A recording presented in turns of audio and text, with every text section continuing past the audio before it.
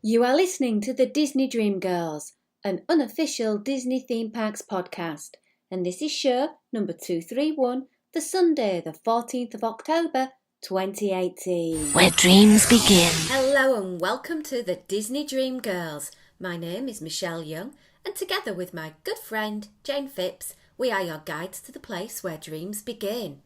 Now this week I am taking you back in time, and you are going to join me and my guests for a delightful dinner upon the Disney fantasy. So firstly, let's say hello to our wonderful guests, my buddies from down under, Kat and Lewis. Hello, my buddies. Hey, Michelle, how you going? Good day, Michelle. Good day, sweethearts. I wish you were here with me. Yeah, I know. I wish you were here. We had a really lovely day today. It actually felt like spring. The sun was shining. The birds were tweeting. It was wonderful. It rained. See, that's why you should be here. Yeah, true. And I have got a $5 Australian note to spend. Exactly. So that'll obviously pay for my trip. Yeah. Yeah.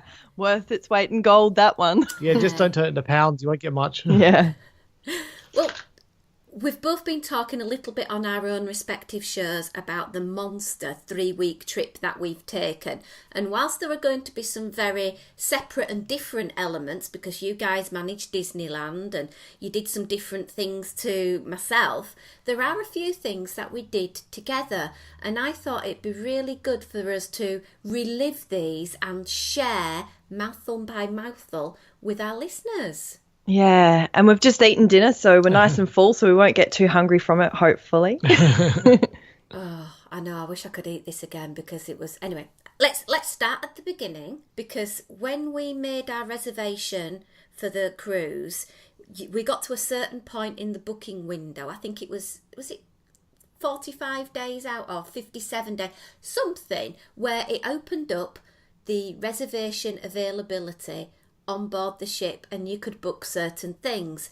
And one thing we really wanted to do was to dine in one of the upcharged restaurants, which is Remy. Am I correct? You are correct. And you're probably about right with thinking that you're not sure how many days out it was, because for us, I think we were about 10 days behind your booking because you were lucky to be travelling with a Silver Castaway Club member. I was indeed. So I was able to sort of snag some bookings, and we sort of, on board the ship, sort of redeployed them as best as we possibly could.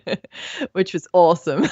Very sneaky manner that we sort of employed. But one of the big things was to dine at Remy. And I know we got a reservation, and then I remember rightly, Kat, that you had to ring up and sort of tweak it a little bit. Yeah, so we were able to each separately get reservations for two. They were at slightly different times. And so by calling, I was able to combine the two reservations. We weren't able to get around the same time. I think we were slightly later in the evening. Mm-hmm. But yeah, so we're able to get table for four, which was great. What we got in our stateroom, I believe the night before, is we got a beautiful little envelope with our details of dining at Remy, and the reservation was for 7 o'clock. And we got a little perk as well. We got an invitation to go and visit the onboard store of Tiffany's and have a glass of champagne while we perused the selections. What a terrible offer, wasn't it?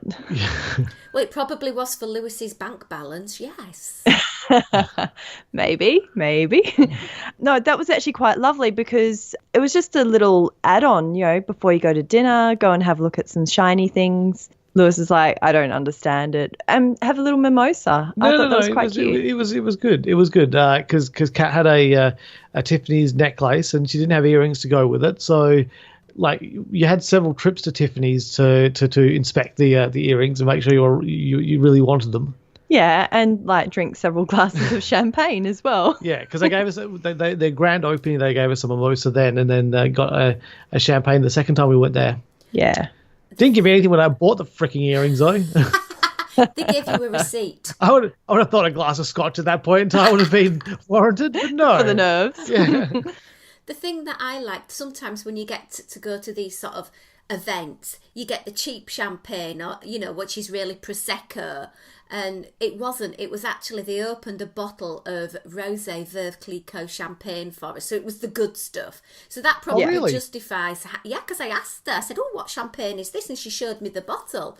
So it kind of justifies the price point that you're paying for all these people getting drunk on champagne. Yeah, that's probably true. Did I go to that? I can't remember having the champagne. Yeah. Okay, I was there. Fair enough. Okay. He was just sitting there too panicked going, oh God, what am I going to have to buy?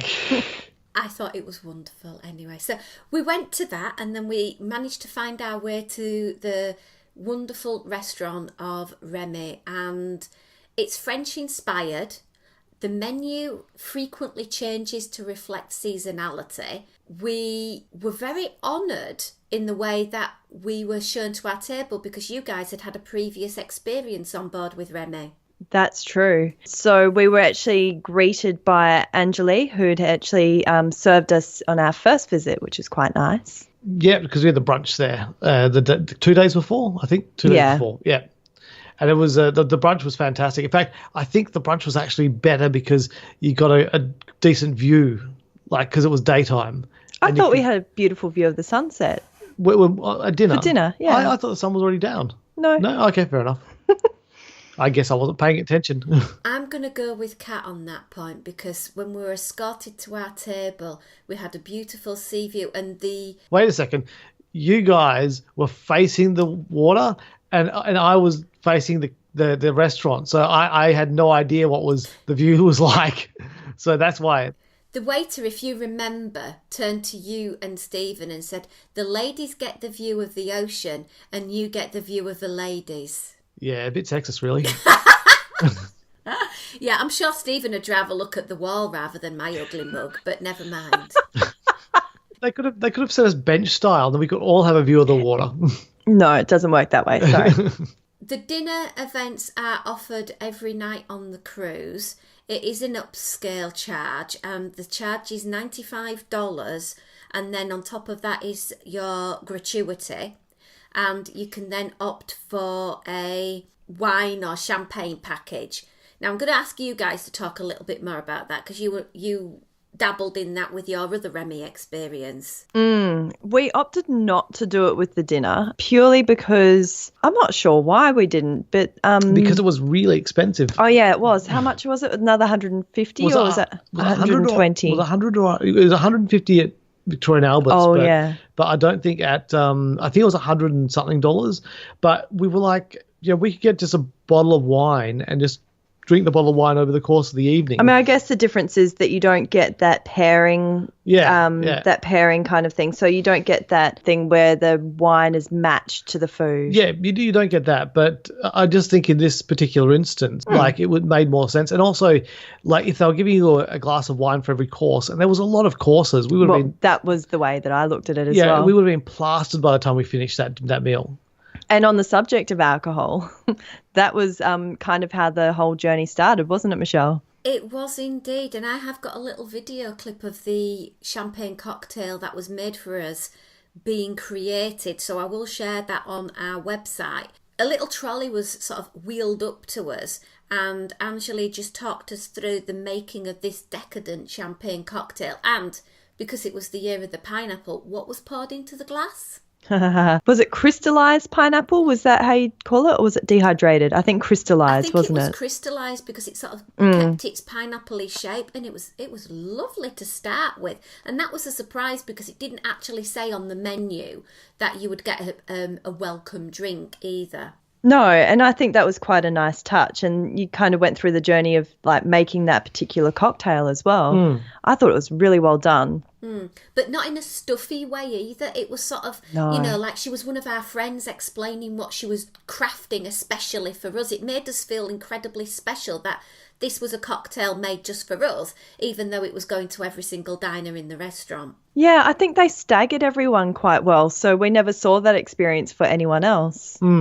Yeah. We were then explained the structure of the menu.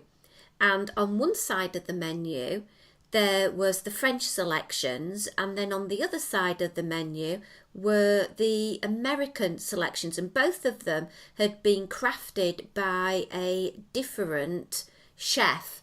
One of them, and I've forgotten the names of the two chefs For the life of me, I can't remember. Can you? Is it Andrew Hummel? There's it's not Andrew, it's is it Scott. Scott. That's it. Scott Hunnell. I can't remember the Lalamont, I think is the other guy's name, but I'm not sure what his first name was. We'll just call him Chef Lalamont for this. Yeah, Bob. Chef Bob. No, his name starts with an A. It's on the menu. Yeah, I'm trying to enlarge that as well. You basically, it wasn't giving away much detail because on the French side it said tomate, celery, fletin, pigeon, fraise. That was the French menu, and it really didn't say much what was going to happen. No. And so you kind of had to just guess based on those simple words. Yeah. And then on the American side, you had langoustine, halibut, pork, Kobe-style beef, Peruvian chocolate. And that was the two choices. However, they did say that you could pick your own, but you'd only have a 3-course experience. And I did like that, speaking of courses, that, you know, while you were trying to make your decision, they gave you some little amuse-bouche to amuse your bouche while you were trying to make your decision. And weren't they delightful? My bouche was very amused by that amusant because it was amazing. We had a very thin pastry case, quite small, with like a cauliflower puree, and then the other one was foie gras. Yeah, I struggle with the foie gras because it's something that I won't order in restaurants because I don't support the method that it's created, but I ate it because it was there. Yeah, true. I'd never eaten it before, and I probably won't eat it again, but it was just presented so beautifully on this silver tray for us all to have just a little taster. And also at this time, if I remember rightly, they came round with something new to us. They came round with a water menu. Who knew, Michelle? I mean, I feel like we've been living under a rock or something for our whole lives. I'd never seen a water menu in my life. I don't think it's going to hang around for very long, to be honest with you. No? Because I remember when our friends Sam and Ashley were talking about their experience at Victoria and Albert's at the chef's table. Yeah. They mentioned getting a water menu. Yeah. What didn't we get when we did. We did? politely declined. Oh, I didn't realise. You politely declined and just said, just still water's fine. Oh, really? I didn't realise that. Okay, fair enough. Fine. You're getting off track. I am. No, they did. They did. Fair enough. Okay. Maybe I like preemptively just said, no, go away with your freaking water menu. That's ridiculous. We don't need Norwegian water today. Yeah. Well, it was very strange because I'd seen a programme on TV a while ago reviewing this high-end hotel, and it was talking about the water sommelier and that it's one thing that the water can enhance your meal and blah blah blah. And on this water menu you've got a side that covers still and a side that covers sparkling, and there's 1, 2, 3, I think there's 8 different still waters, and there's Wales, American, Norwegian, Italian, Croatian and Scottish water. There's a Scottish one and 2 Welsh ones. So 3 from the United Kingdom's pretty good going. Well, it does rain a lot there, so there's an abundance of water, I suppose. True. I think what more comes down to, like, for the flavoursome-ness of it is just how recycled the water is. And in the UK, it's been around for so long, it's so recycled that it's got so much more body to it. Did you hear the airwaves go dead there? I know. Yeah, we're not going down that route. With regards to the sparkling, again, there was quite a selection of 9 different sparkling waters. The only thing is that on here, it just didn't say what the water would be good to supplement. So it'd say only premium American spring water, or well balanced with a light refreshing taste and a slightly sweet note. It's sort of like, it's wet. It's from a tap. It's water. It's water. For heaven's sake, they bottle this stuff in bottles and then put a sell-by date on the bottle. It's water. It tastes like nothing. Could I have something that tastes a little bit more like nothing? Is that possible? There's a little bit. Wait, my glass doesn't taste nothing like that. There's a little bit too much something in my glass. I'd like more nothing if I could possibly have that. I know. I get it though, like, because water does taste different from different locations. If you go to Christchurch in New Zealand, they have the world's best tap water. If you come to Perth, it's not so bad. If you go to some places. Where have we been that we were just like going, never drinking that? I'm not sure. You go to people's houses and go, your tap water sucks. And I think that's the thing. Water has two different tastes. Like water has a taste like water. This tastes disgusting. So you don't you don't drink the disgusting stuff and you drink the good stuff. So if it tastes disgusting, drink bottled water. Welcome to the Disney Dream Girls, a podcast about the water of the world.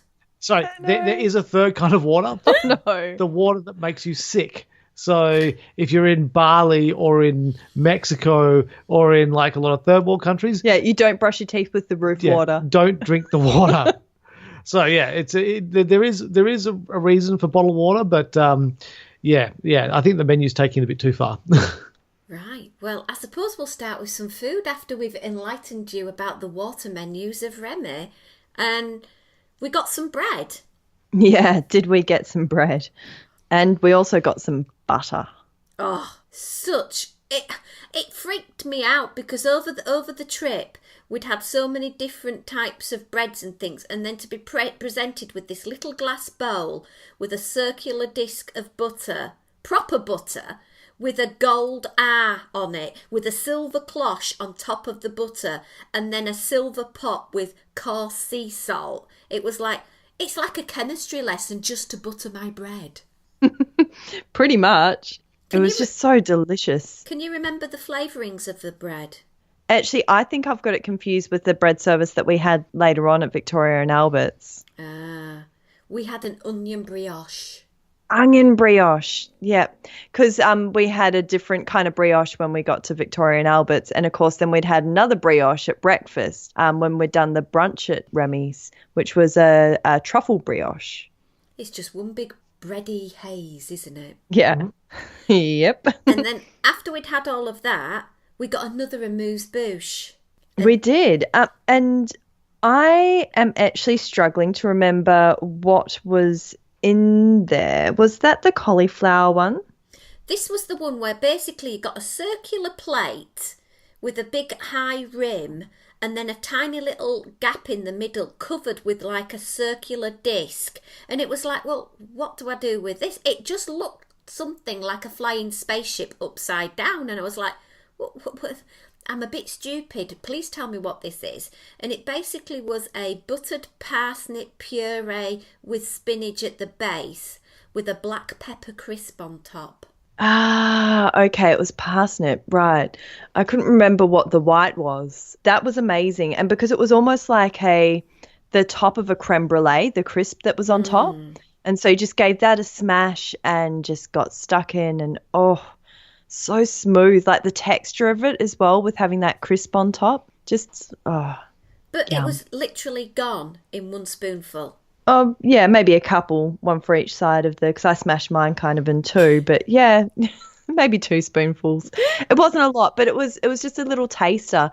And I think that's how they get you because the menu looks like there's going to be 5 courses. So I was just like going, yeah, we'll be fine. Fine dining. They're only going to be tiny wee portions. It's these little surprises that they kept on bringing out for us. Exactly. Because after all of that, we then had chosen which menu we were going. What made you choose the one that you went with, Kat and Lewis?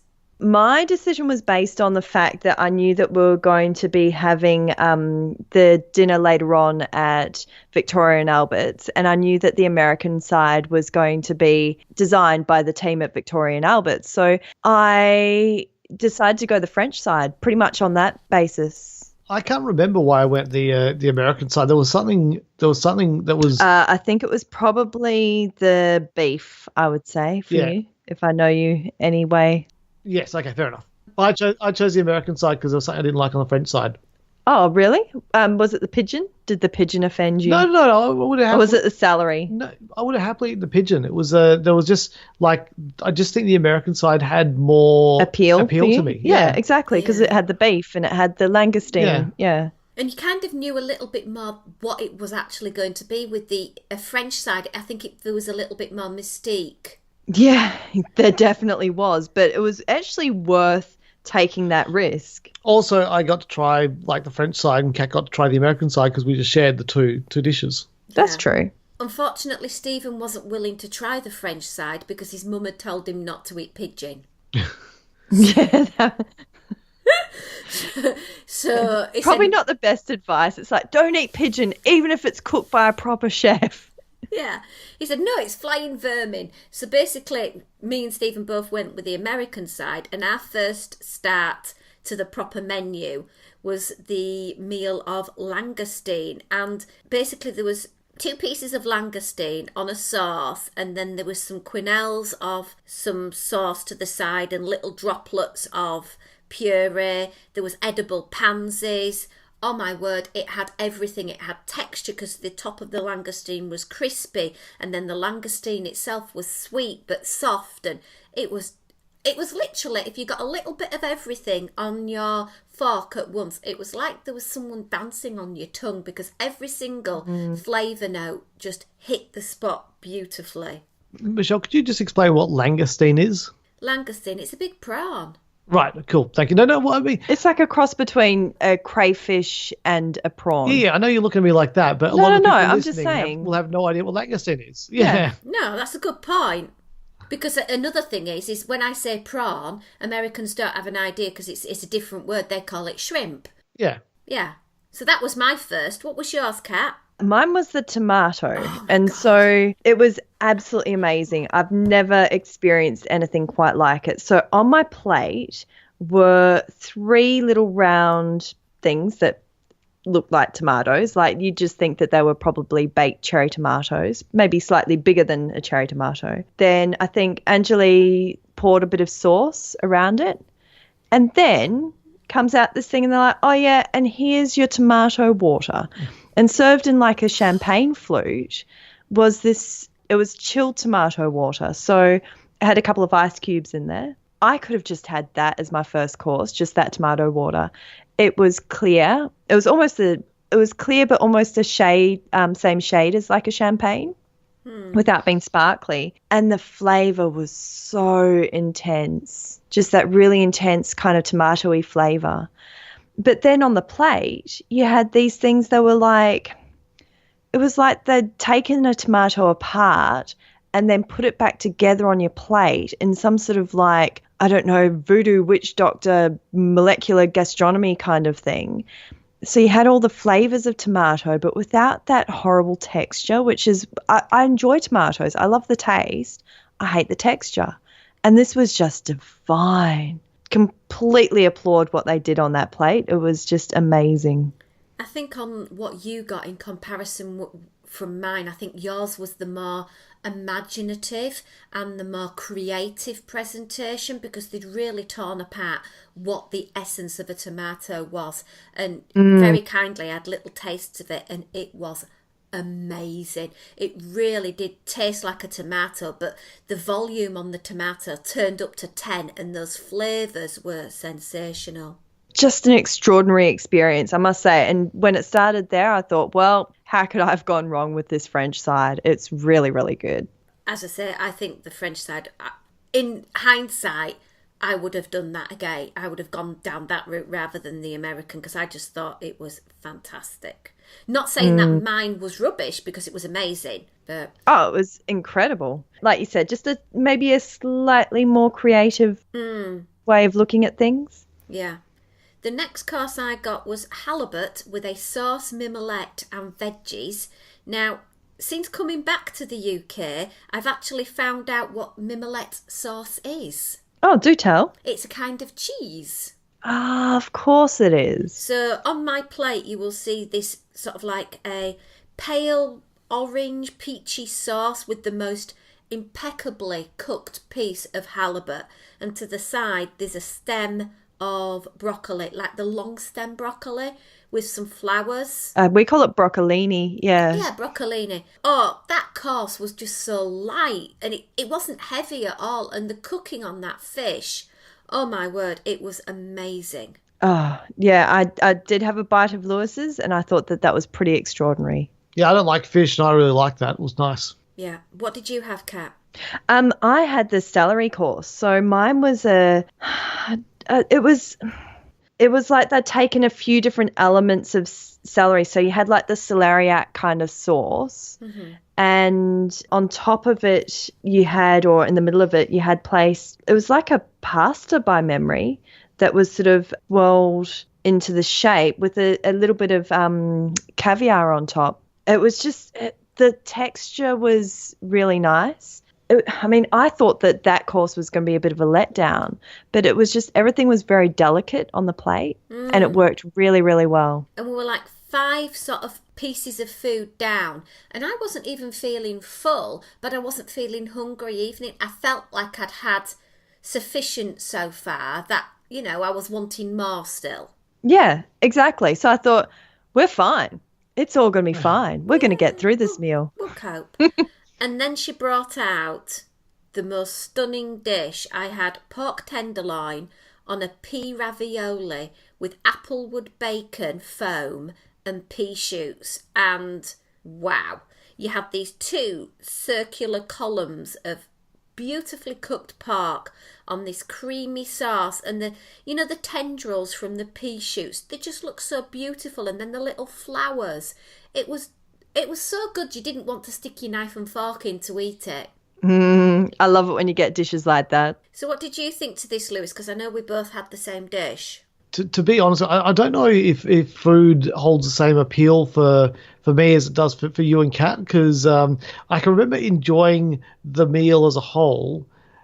Yeah, no, I can remember it was quite nice. It's very, very tasty, but I just I don't remember food things that well. It was good. I think that's why I chose the American side, because it seemed more meaty than the French side. Okay. What turned up for you, Kat? That was my flatin course, so whatever that means. But what turned up was basically what looked to be a very similar style sauce to what you had with, I think mine was halibut as well, by memory, the fish, and what looked like a savoury churro. Didn't it? Yeah. It looked very strange. Yeah, and I was like, oh, well, there you go, Lewis. That's your first churro of the trip. Only churro of the trip. Even the carrot that was served with was just highly unusual. It was very, very orange on the outside, but very pale on the inside.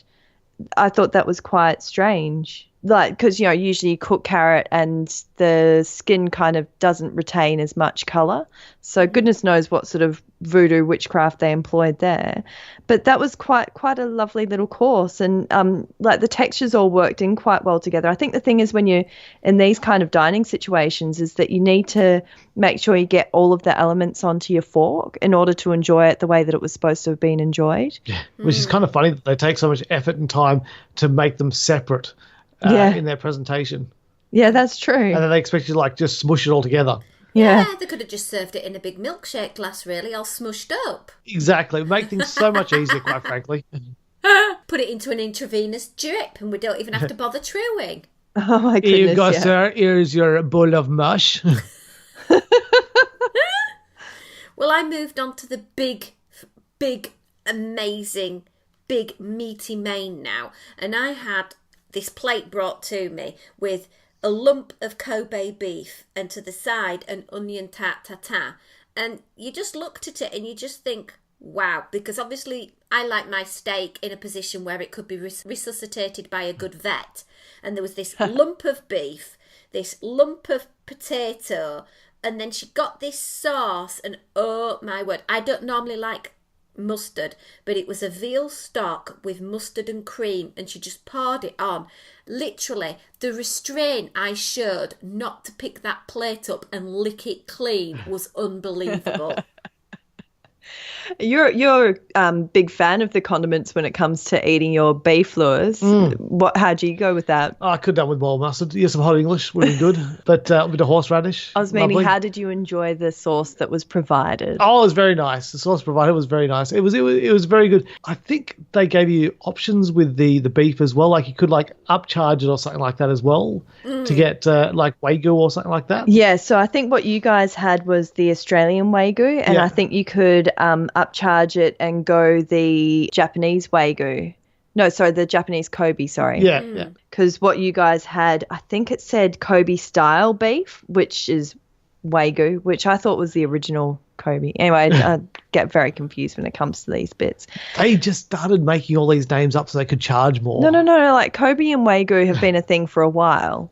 Yeah, but they just made up brand names. It's all branding. It's not. It's a style of raising the beef. Yeah, it's all branding. Anyway, so what you could do was, like you said, you could upscale it and have the Japanese Kobe beef instead. I would recommend it. Just go with what they serve you. Yeah, because it was extraordinary still. Exactly. It literally melted in your mouth. Gotta love a bit of steak that does that. It's just, I think that they really, really did the whole cooking thing really well, and it was really good because it encouraged Stephen, who was probably the less adventurous of us when it came to the steak cooking. It encouraged him to actually appreciate that you can't overcook some beef because it's to really enjoy it. You need it to be cooked in that really rare way. Yeah, I think that was a highlight of the trip, to encourage Stephen from sort of going medium to well done to medium rare with his steak, because he was able to sort of get the full taste of the meat. And I would encourage anybody, again, while you're on a cruise like this, where if you don't like it, they'll bring you another, is to try the meat in how the chef recommends it to be cooked. Absolutely. I'm sure most restaurants would at least let you give it a go. You know, just ask chef how he'd recommend it. And if you don't like it that way, maybe just ask him to pop it back on the grill for a moment. What did you have while we was tucking into our beef? Well, I had what was really pigeon pie, I guess.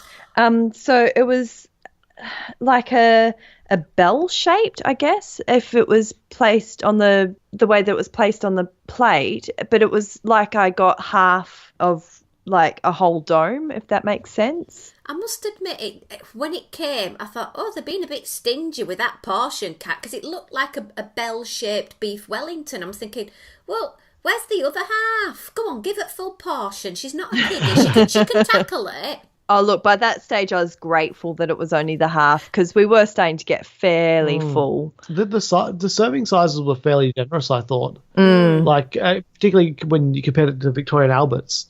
I must say I do wish that I'd asked more questions about the French side before I'd actually gone down this path, because, again, I'd inadvertently ordered foie gras, because there was that in the pie as well. Right. Yeah. And look, it was nice. I would have liked to have tried more of the pigeon on its own, and maybe it's just one of those things that maybe you don't eat a lot of. But it was still delicious, and the pastry was so, well, I want to say fine, but it wasn't exactly fine. It was more that it was just the texture of it was really smooth and really enhanced the whole thing, because I thought, it's like a pie. I didn't expect that. And, of course, you got the nice sauce on the plate. It was just like a gravy-style sauce. I can't remember what was in it, though. Oh, that's really remiss of me. So this is why you make notes, isn't it, Michelle? I was there typing everything into my phone, and I must admit, as the champagne glass of the cocktail got less and less, the notes make less and less sense. That's brilliant. I've just had love beef with onion toast, and I had to try and work it out. Kobe beef. Yeah. So yeah, there you go. we then moved on to cheeses. Yeah. Basically, you could try anything. And so we just went with Anjali's recommendation. Because she came with, like, again, it was all the theatre. It was the presentation and the harking back to the Ratatouille film, where you can actually see this trolley being wheeled into the restaurant, and she wheeled it in with a selection of 12 cheeses, and she just sliced off a little of 5 different cheeses and served them to us. And she explained how we had to eat the cheeses, starting at 12 o'clock and working round the clock, and then finishing with the blue cheese and the honeycomb. And that honeycomb, that was a bit of a delight. I was literally in Fortnum and Mason's the other day, and I saw some honeycomb, and I should have picked it up and bought it, because I thought that combination with the blue cheese was amazing. But we had a brie, a soft cheese, and then I can't remember the other one. We had this really strong blue, and then we had a hard cheese, and I've forgotten what it was. and we had some cherry bread crisps. Yeah, I'd never had that cherry bread before, and that was quite yummy. So we're starting to think, oh, well, we've only got dessert to go next, and we got a delicious plate of not one dessert, we got two. We got a martini glass with a chocolate soup and a shard on top, and then to the side we had a chocolate mousse with more gold. So obviously, we had to do the old waiting 24 hours to see the gold once again. Yeah. But for me, I'm not a massive chocolate lover. I would have preferred something fruit-based like what you got, Kat. Yeah, and mine was just perfect. I think that I really lucked out with the dessert because all those berry flavors and like even the creamy aspect was still very, very light. I think was it a mascarpone base? I'm pretty sure. And it was just this beautiful swirl, like the way that it was presented on the plate. But you also had like a little bit of meringue, and I think there was a gel in there as well. It was just all these ways to highlight the berries. I think it was all strawberry based as well, if I'm remembering correctly. And just like, I think, like you said before, it's that more of a creative way of looking at, okay, we're going to put strawberries on the plate, but how are we going to do it? And so then the creativity starts and chef just goes absolutely crazy.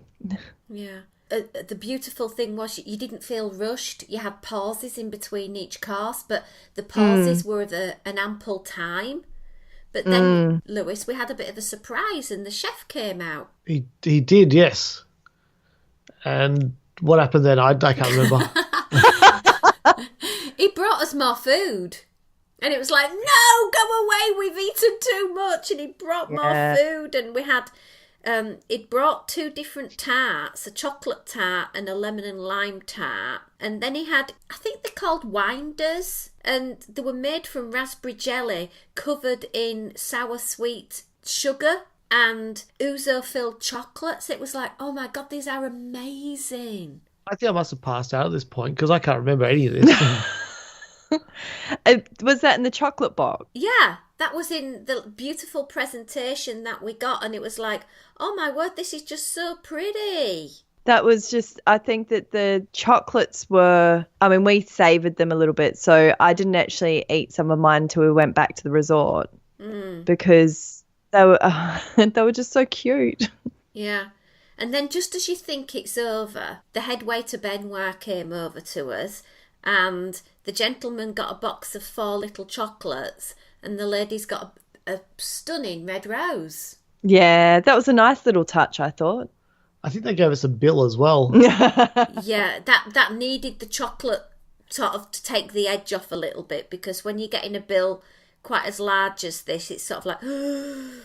To be honest though, like it was about $90 or something like that. $95. But if you were to have that in a normal restaurant, that kind of quality and everything like that, you'd be looking at a lot more than that. Yeah, absolutely. Absolutely, yeah.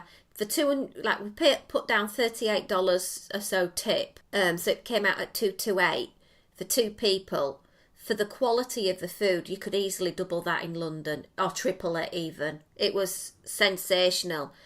Have you got a memory of the evening that stuck with you the most that we've not already discussed? Probably just the little touches around the restaurant. So like having there was a little stool that was provided for us to put our handbags onto because heaven forbid one puts it on the floor. That was quite a nice little touch. You had the back of the chairs, which had this little ornate Remy sort of subtly carved into it. I don't know. Everything had its place. It was like a really perfectly created plate, but the whole restaurant was that really perfectly created plate. I think that after the other dining experiences on the ship, which are awesome, like like you dine in the 3 different restaurants on the ship, and then you've got Cabanas, which is the buffet kind of restaurant as well. All serve really good food, but you're always around a lot of people. Whereas when you're in Remy, it's like maybe 40 people, 50 people in there at a time. I can't say I really noticed anyone else. I mean, we had the benefit, I guess, you and I, Michelle, of having our back to the restaurant. But I really did feel like no one else was around. Yeah, so it was a really intimate, fine dining kind of experience. Yeah, you couldn't hear other people's discussions. You couldn't see what No. other people were being delivered on their plate. It was just like we were the only people there, and the staff were there to wait and make sure that this was the most magical evening ever. Oh, and did they? They were absolutely fantastic. I think for me, two things struck me. I was wearing a black dress, and on the table when we got there, there were white napkins, white linen, and they, without fuss, just took them away and came back with a black napkin to go over my black dress so that I didn't get any sort of like transference of fluff or anything onto my outfit. I thought that was really classy. And then halfway through the meal, I had to go, having taken in some of the water from the very exclusive water menu and also the champagne cocktail, I needed to go spend a penny. So Benoit came over, moved my chair, grabbed my arm and escorted me to the powder room, and that was just like, oh my word, it was so amazing. That was crazy. Do you think that that's like something that they do on board the ship? I don't know. Like, because, you know, just in case it's like choppy water or something? I was just thinking, oh, she's a bit popped up. She's had some champagne. I best make sure she makes it back alive. I really wish that I'd gotten up for a wee now, because like I wonder if I would have got the same treatment or whether it would just be like, she's Australian, she'll be right. Yeah, she's an English woman. She's going to get lost. I think anyone, if you're going to go to eat at Remy, you need to get up to the toilet 5-6 times and see if you get escorted every time. A good tip, though, if you want to go for a posh wee, is just go up to where Remy and Paolo is, because the toilets anyone can use, and you can just go up there and they're quite posh. That is a tip good from Lewis. Yeah, if you want to have an exclusive visit, yeah. Exactly. I think we were in the restaurant till about just after 10 o'clock. A good 3 hours. How would you say that you felt after the meal? Because I felt to the point of bursting, like in terms of how much food I'd had. Yeah, I think this was so much food. I think there was too much food. Like, I got to the point where I just stopped enjoying it because it was just too much. I really think they could just make the sizes a little bit smaller. Yeah, like with the pork, instead of getting 2 pieces, just get 1. Yeah, although they may be, again, like, you know, they may have like a lot of Americans going onto the cruise ships and expecting more food, so maybe that's why they have bigger portions. I think as well, when you're paying that upscale, I think some people do want to feel the value for money, so they want to walk out there feeling really full, it presents some sort of value. But I would have liked to have felt just a little bit less full, so that we could have maybe have ducked into the Navigator Lounge afterwards and had a little whiskey or something. Yeah. But I felt so full that I was just like, right. No, we did it the right way. We went to go and meet Stitch afterwards. That's true. That's very true. I can wholeheartedly say, if you're going on a Disney Cruise Line and you have the opportunity to go and eat in Remy, that it is a sensational occurrence. I think everyone should try and do this once. I probably won't do the dinner again, but I would definitely eat in Remy on the brunch. But yeah, if I was to recommend someone, like if someone had to make a choice between the two, I'd definitely recommend the brunch over the dinner, just because of the food, the amount of food. Yeah, I think we'll do the brunch again next time we go on the ship, and I'd like to do the Paolo brunch and also probably dinner at Paolo as well, just to check out what that's like. That's true. The one thing I will say quite critical about Remy is that we did that on our second night. It was our first full day on the ship, really. It was the Sunday. And I think we'd had a really good dinner the night before at the Royal Court, and then we went straight into our Remy experience. And then afterwards, I think we was at Animator's Palette, and all of a sudden the standard of the food was very, very different. I'm not saying it was bad. I'm just saying when you'd had Remy to go down to Animator's Palette, it was at that point I started feeling less magical. Yeah. So you're saying book Remy later in the trip? I would probably do Remy again later on in the week, because I just felt afterwards the restaurant food was just a bit poor in comparison to Remy. Perhaps do it on the last night of the cruise as a special thing. Yeah, I thought that the food, the normal food on the ship was actually still held up for me. It was more about the service. Well, true. That's perhaps another story for another time. Okay, well, let's wrap that up now, and I'm sure you guys will want to head over to Diz Down Under to find out everything that Kat and Lewis have been explaining about the trip on their podcast. So, guys, tell us where we can find you. You can find us on Diz Down Under, so we have a podcast every week coming out there. You can find us on iTunes and all those other podcasting places. And also you can go to the gentlemanofpopculture.com website, which has got links to our social media, so Instagram and Facebook and those kind of things, as for Diz Down Under, as well as our other podcast, which is Unscripted the Film Show, which is about movies and reviews and stuff. Really? And it's called Unscripted the Film Show? Exactly, yeah. Who knew? Yeah. Absolutely fantastic. I highly recommend you check out those shows, because if you are a movie fan, you're going to get some great content about films. And if you are a Disney theme park fan, you're going to get Lewis and Kat's wonderful perspective on the world of Disney. Now, I will be back in another week with another Disney Dream Girls show. As usual, you can find us, email info@disneydreamgirls.com. You can find us on Twitter and Instagram @DisDreamGirls. Our website for pictures, reviews. I'm hoping to put up some of the videos that I've taken, DisneyDreamGirls.com. Look forward to catching you on our Facebook page as well. We've got a few giveaways happening over there, a few competitions, and sharing our love of Disney together. But until our next show, it's goodbye from me. It's goodbye from us. Bye.